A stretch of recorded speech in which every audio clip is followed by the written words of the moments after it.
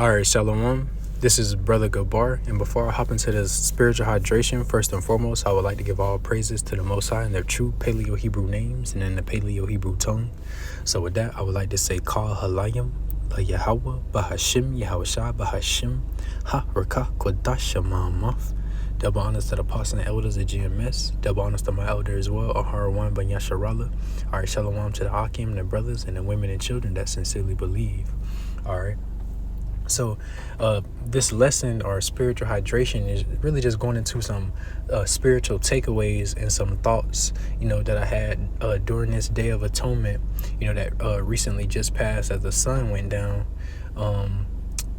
So with that, I get into this. Is the book of Matthew chapter 4, and I'm starting verse 1. It says, "Then was Yahushua led up of the Spirit into the wilderness to be tempted of the devil.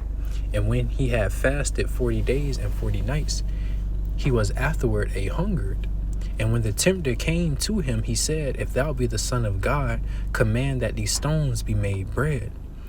But he answered and said, It is written, Man shall not live by bread alone, but by every word that proceedeth out of the mouth of God." All right. And I wanted to get this primarily in verse 4. Is man shall not live by bread alone, but by every word that proceedeth out of the mouth of God. Because during this Day of Atonement, it's a time of fasting. No food, no drink for an entire 24 hours.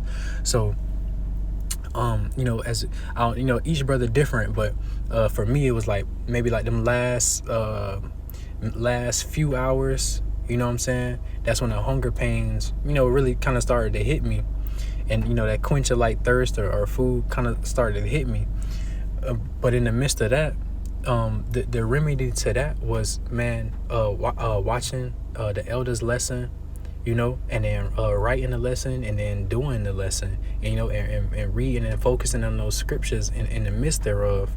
And that, even though, before that, the stomach rumbling is growling, but in the midst of feeding on the word, man, it's almost like those physical hunger pains kind of like completely subsided, and it wasn't even, and the word wasn't a distraction. You know what I'm saying? It wasn't that focus was just on one thing rather than the other. It was like, the spirit was being fed, so it just subsided the desires of the flesh, right? Those hunger pains and that desire for food and drink, So just the spiritual takeaway and the thought that I had on that was,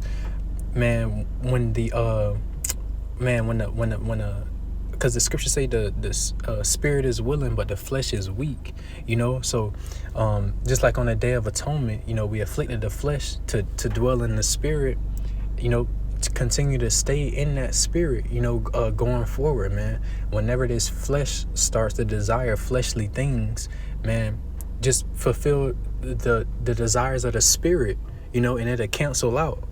All right. When you're being tested and tried and tempted on your everyday walk, fulfill the desires of the spirit, man, to nullify and subside those desires of the flesh. All right.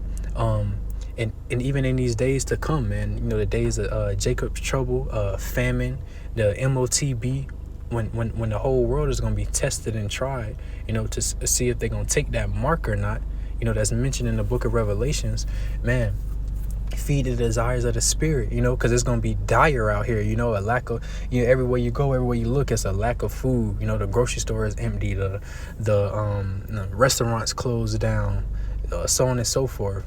And when you're being tempted with that mark, right?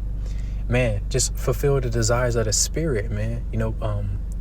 Prayer, remembering and meditating on this word, calling on the Lord, Yahweh Shem Yahushua. And I'm pretty sure we'll be teaching the people around us in that day, you know what I'm saying? So even just continuing in the work, fulfilling those spiritual desires, man. And the Lord will take care of you. He'll nullify the desires of the flesh, man, to keep you,